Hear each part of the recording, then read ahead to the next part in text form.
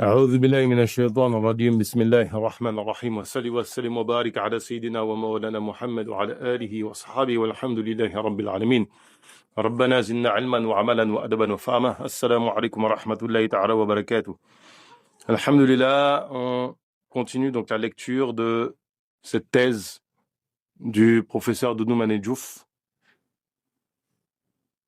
sur Mam Cheikh Ibrahim Fall. On est toujours en fait sur le fait de présenter les différentes dimensions du shir, à savoir que, alhamdulillah, lorsque l'on présente Mam Cheikh Ibrahim, on dit effectivement que c'est le talibé de Cheikh al-Khadim, de Cheikh Ahmed Wamba, de Salim Touba. Et d'une certaine manière, on le réduit à sa khidma, ce qui est une chose, mashallah, hein. Mais on oublie de détailler la portée de sa khidma. Et comment cette khidma est une matérialisation de l'enseignement de Cheikh al-Khadim.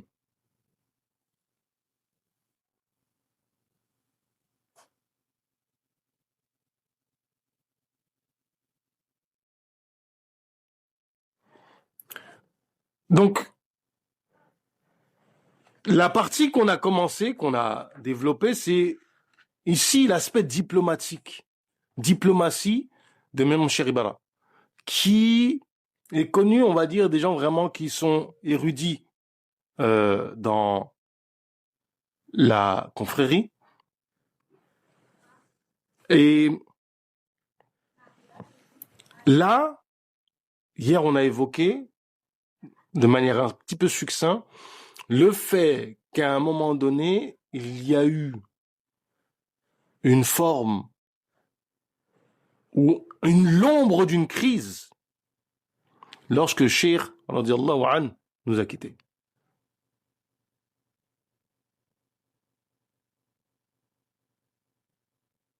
Parmi les ouvrages faits par des chercheurs mourides compétents, dont la probité n'est pas à remettre en question, qui parlent de ce sujet, il y a effectivement Cheikh Anta Babou, avec son, je crois que le livre s'appelle Djihad pour la paix, qui est vraiment une biographie très costaud de Cheikh al-Khadim, où il accorde autant d'importance, voire peut-être même plus, au récit oraux. Il a fait un gros travail, des gros travaux. Et vous voyez par exemple dans la thèse ici qu'on lit, on a effectivement mis en parallèle des récits oraux où, alhamdulillah, on est allé voir nos érudits, les gardiens de la mémoire, et de l'autre côté, il y a les archives. Il faut savoir qu'il y a quand même une interrogation aujourd'hui, même chez les mourides, c'est que des fois, des acteurs politiques ou autres évoquent des choses au sujet de nos chouyours, mais les gens qui sont dans l'entourage, eux, ne consignent pas par écrit. Si on ne va pas leur demander, mais c'est quoi votre version? La version va rester comme ça, on ne la saura pas. Et là, ce dont on va parler, c'est lorsque Cheikh nous quitte et de ce semblant de crise. D'ailleurs, Paul Marty, cet homme administrateur colonial, qui a énormément écrit sur l'islam au Sénégal, prophétisé la disparition de la confrérie lorsque Cheikh disparaîtrait. Et on l'a bien fait mentir. Donc le soutien politique au nouveau calife Mohamed Mustafa. Après la disparition de Cheikh Ahmadou Bamba, la communauté mouride a connu une grave crise de succession opposant le fils aîné du fondateur de la confrérie, Mohamed Mustafa Mbaké, et certains frères de son père. Cheikh Ibn Rafal tranche cette crise de succession en faveur de Mohamed Mustafa. Il le désigne et le reconnaît publiquement comme le successeur légitime de Cheikh Ahmadou Bamba, en déclarant la droit des autres prétendants de la succession.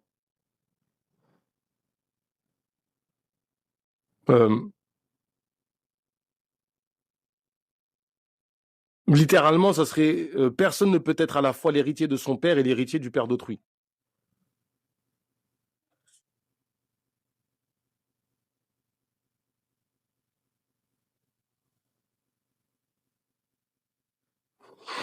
Dans ce même discours historique rapporté par son envoyé spécial Mamadou Lamine Dioum à la famille de Cheikh Ahmadou Bamba, il fait comprendre aux parents de ces derniers qu'on ne peut hériter des veuves du fondateur du mouridisme et qu'il est prêt à subvenir totalement à leurs besoins matériels. Cette sentence historique de Cheikh Ibn Rafal, rapportée à son statut prestigieux dans la communauté mouride et sa neutralité, car n'appartenant pas à la grande famille Mbaké Mbaké, influence beaucoup la décision mémorable du Conseil mouride réuni à Djourbel le 25 juillet 1927.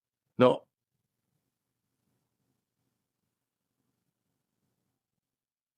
Alors, qui sont les membres du Conseil?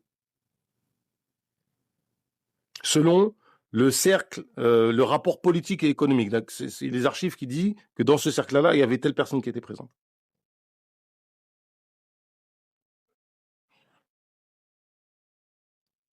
Balachor Mbake, Ibra Fatim Mbake, Cheikh Anta Mbake, donc ils sont tous des frères du Cheikh, Mohamed Mustafa, Falilou Mbake, qui sont les fils, justement dans l'ordre, ça va être Mohamed Mustafa, Serin Modou Mustafa, Serin Falilou, donc Serin Fallou, Cheikh Mohamed Fadl, Serin Mbake Bousso, cousin de Cheikh et Cheikh Barafal, Cheikh Issa Diène et Balafal. Donc ça, c'est les personnes qui ont été réunies. Alors, le terme grave crise, Allahu A'lam, ça peut s'entendre. Quel était le problème? Quel était le souci? Lorsque Cheikh décède, il y a une parole qu'il dit qui nécessitera justement interprétation. C'est que ceux qui sont avec moi vont vers Cheikh Ibn Fati. Cheikh Ibn Fati, donc Borom de Borom Darou Mouati, qui est, on va dire, le deuxième Ibrahim, qui ne s'est jamais séparé en fait de Cheikh. C'est son petit frère. Et qui a été éduqué par Cheikh. C'est-à-dire qu'on ne peut pas remettre en question son engagement, sa proximité avec Cheikh, c'est pas possible. C'est son sang, c'est sa famille, c'est particulier. Lors de ce conseil, moi, parmi les choses qu'on m'a rapportées personnellement, que même Cheikh Ibra aurait dit, c'est chez nous, le fils hérite du père. Dans le sens où on va se conformer à nos traditions. Et rappelez-vous ce qu'on a dit sur le rôle de Mme Cheikh Ibra, notamment de régulateur social, d'initiateur, d'instigateur de certaines coutumes, de certaines habitudes chez les mourides, certaines conformes, etc. Même organisateur social. Le système des djorines et des machères, c'est lui qui, selon ce qui est rapporté ici, bon, on peut en discuter, mais selon ce qui est rapporté ici, c'est que justement, il aurait été en partie instigateur de cela. Et ça s'entend parce que c'est conforme à l'idée que il faut organiser la société conformément aux traditions des gens. L'islam ne remet pas cela en question. Et on avait expliqué que le système de Djorin était un système de grands électeurs, notamment dans le Kajor, où les Djorin en question élisaient le Damel, donc le roi.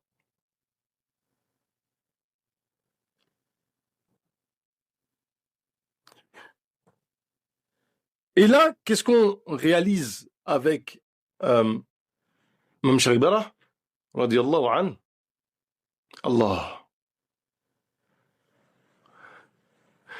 C'est que le mode de succession dans toutes les familles mourides à partir de là.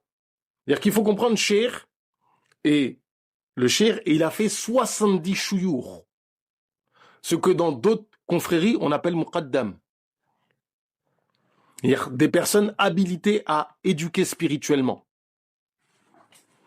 Des machir, des éducateurs spirituels. C'est pas seulement ils transmettent la tariqa, ce sont des éducateurs spirituels. Il y a 70 grandes familles de machir, dont fait partie effectivement Mam Sharibara, ou Sharibara Fati, ou Sharanta, Serin Matsamba, etc. Vous avez la famille de Serin Makebousso. Vous avez la famille de Serin Lo. Vous avez la famille de Serin Lamine Diop de Lagana.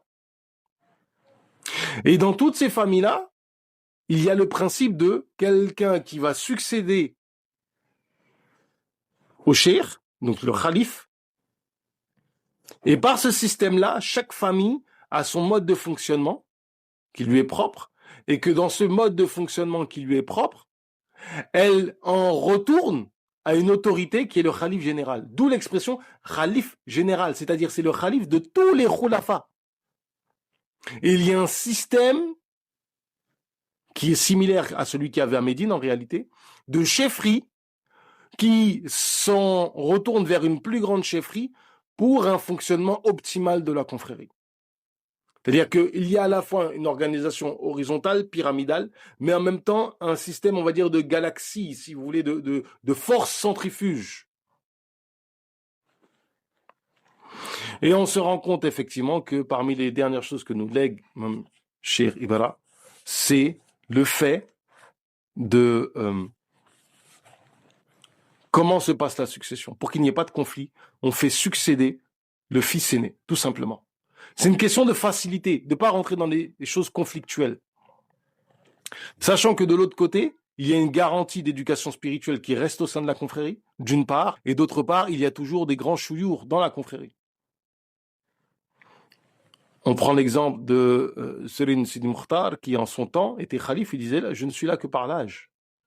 En parlant à Serin Muntaka, il dit « C'est toi le cheikh, éducateur de la confrérie ». Effectivement, Serin Muntaka, qui est le khalife actuel, a éduqué spirituellement, fait la tarbiya pour beaucoup de chouyours actuels. Ils étaient notamment Serin Saliou, confié la tarbiya de ses petits-fils à Serin Muntaka. Je peux prendre le cas de l'un de mes machères qui est Serin Khalil. Hafidhahullah.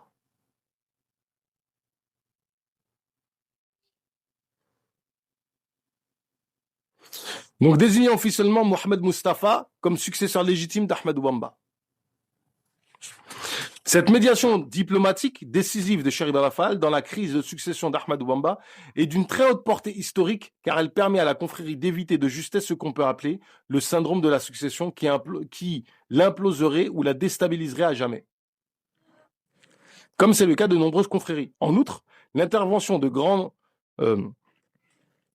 sagesse de Cheikh Ibra a favorisé le rétablissement de l'ordre et de la cohésion dans la confrérie indispensable à sa survie et du même coup institutionnaliser le système de succession au khalifa général.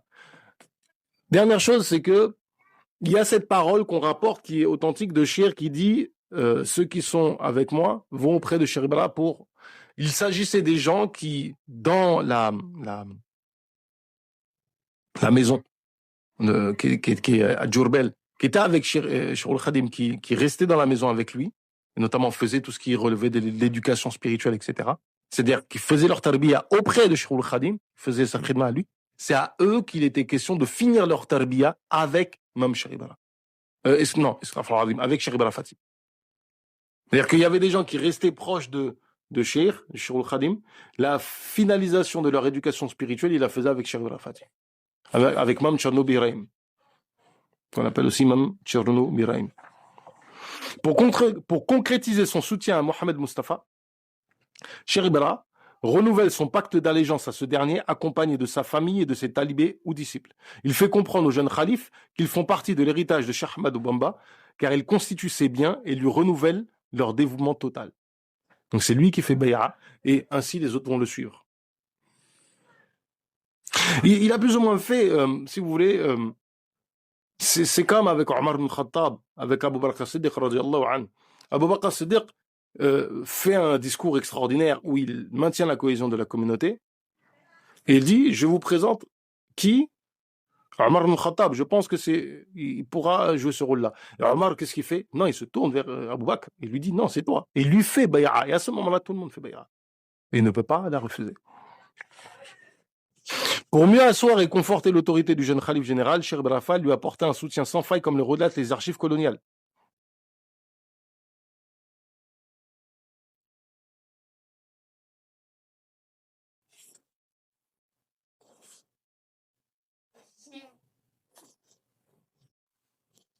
Nettement aux côtés de Mamadou Mustafa, ça c'est les archives qui disent ça, qui l'épaula de son influence à la mort du Sérine, il fut un des premiers à se ranger près de Mamadou Mustafa, et ce geste de loyauté à l'égard du fils aîné de son chef fit grande impression, à contribuer dans une large part à asseoir l'autorité du chef actuel. Ce soutien infaillible de Cheikh Rafal pour le renforcement de l'autorité du Khalif général Mohamed Mustafa s'est traduit par diverses actions, avec notamment la mise à la disposition du nouveau Khalif de la stratégie déterminante communauté Baïfal, qui constitua la main-d'œuvre pour la construction du chemin de fer de Djurbel Touba, débuté le 11 novembre en 1929 et achevé en 1931 avec l'arrivée du premier train à Touba. Les Baïfal vont être... Alors, Baïfal, d'où vient en fait la notion de Baïfal? C'est les gens qui étaient en fait sous le... On expliquait justement le fait que la confrérie s'organise en différentes petites chefferies autour d'un cheikh, qui a été fait cheikh par Cheikh Ahmed Ouama. En l'occurrence, les Baïfal sont qui? Sont les gens qui avaient fait Bay'a dans la Mouridia par le biais de Cheikhul Khadim. En réalité, un vrai de vrai Baïfal, au-delà de ce que représente le Baïfal au sens le plus restreint, c'est quelqu'un dont la chaîne de transmission, la silsila, la relation avec Cheikh Ahmadou Bamba passe par Mam Sherif Rafal. C'est-à-dire on est Baïfal lorsqu'en fait on a fait Bay'a à quelqu'un de la famille de Sherif Rafal ou d'un disciple de Sherif Rafal qui a été fait cheikh par Sherif Rafal, parce que ça aussi c'est possible, c'est envisageable, il y a des cas comme ça qui sont connus. Là, ils sont pas célèbres, mais ils sont connus au sein de la confrérie. Et dans ce cas de figure, vous êtes un baïfal au sens le plus restreint. Au sens le plus large, le baïfal, c'est celui qui s'est consacré à la khidma. C'est un hal particulier. C'est un état particulier. C'est quelqu'un qui est majdoub. C'est quelqu'un qui vise des états spirituels d'une telle intensité qu'il est dans l'exaltation.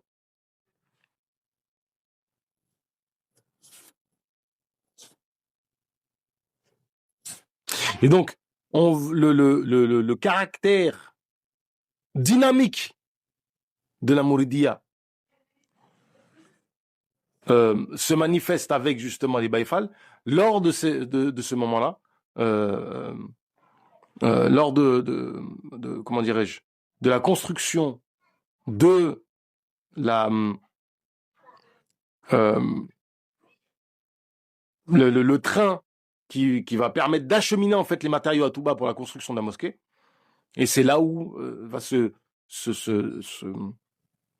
figure incroyable du Baïfal va se construire.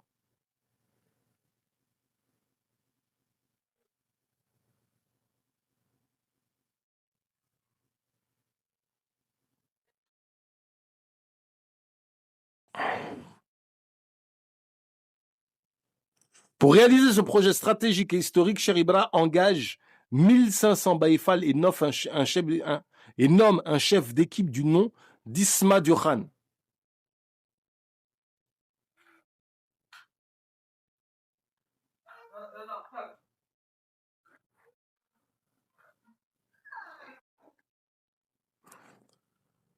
Donc ça, c'est intéressant en fait parce qu'il y a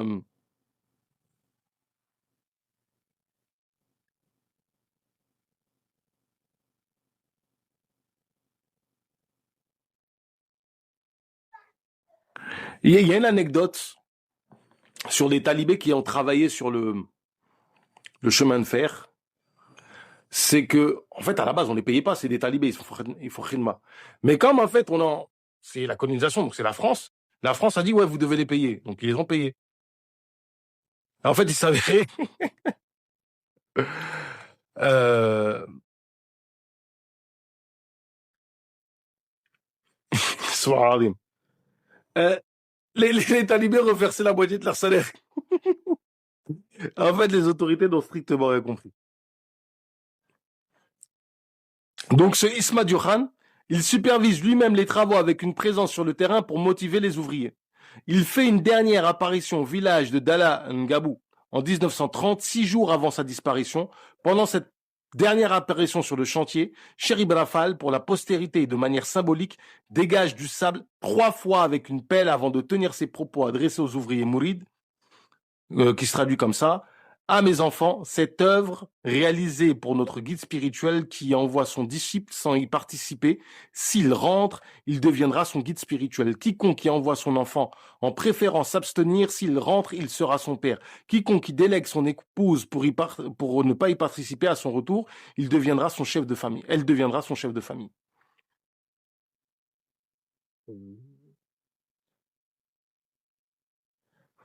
En gros, c'est que cette rythme est spirituellement tellement élevée qu'elle va même mettre la femme au-dessus de son mari si elle fait khidma et pas son mari.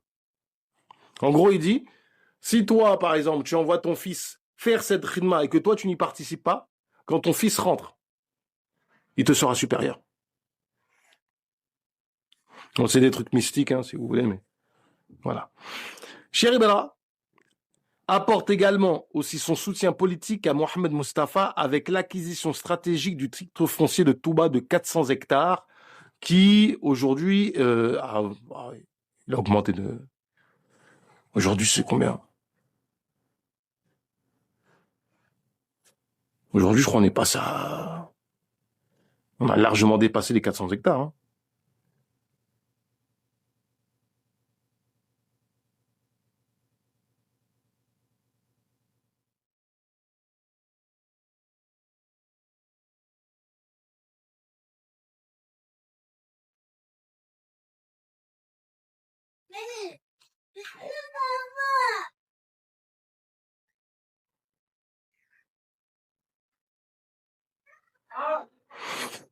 Alhamdulillah. Donc, Cheribara apporte également aussi son soutien politique à Mohamed Mustafa avec l'acquisition stratégique du titre foncier de Touba, qui à l'époque était de 400 hectares, et aujourd'hui on a 30 000 hectares.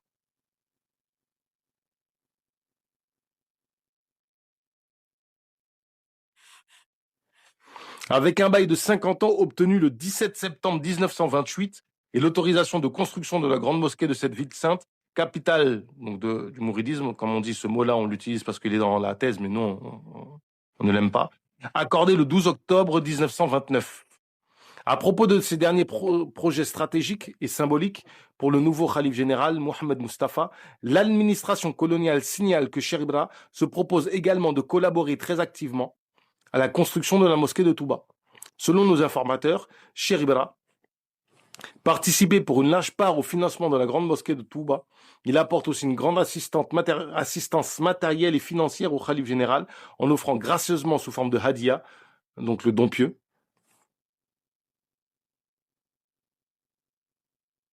un véhicule et une malle pleine d'argent pour lui permettre d'acquérir sa part de l'héritage d'Ahmadou Bamba. Selon Serine Hassan Fall, donc fils de Serine Mustafa Fall, ce hadia historique fut remis à Mohamed Mustafa Mbake par un émissaire de Cheribara du nom de Mamadoun Lamine Dioum. À la veille de son décès, il demande avec insistance à ses disciples de vider sa résidence de Makaloloy de tous ses meubles, y compris son propre lit, pour les offrir gracieusement au jeune Khalif général. C'est-à-dire qu'il a tout donné. Il a voulu tout donner, il voulait rien garder à la fin de sa vie. Wallah ta'ala alam. Et Inch'Allah Ta'ala, on va continuer après à évoquer l'aspect médiateur, mais surtout après, on va évoquer ses qualités de diplomate et en quoi il a réussi justement sa diplomatie. Et Bi'idhnillah Ta'ala, on parlera de lui en tant qu'acteur économique de la confrérie et comment cet acteur économique, ça va être la conclusion, ça va être, il nous reste peut-être 2-3 cours comme ça, comment il a façonné la dynamique économique des Mourides. ربنا زدنا علما وعملا وادبا وفهما وهب لنا يا كرم في التلاوه خيرا كثيرا منك والحلاوه وصلي وسلم وبارك على سيدنا ومولانا محمد وعلى اله وصحبه والحمد لله رب العالمين.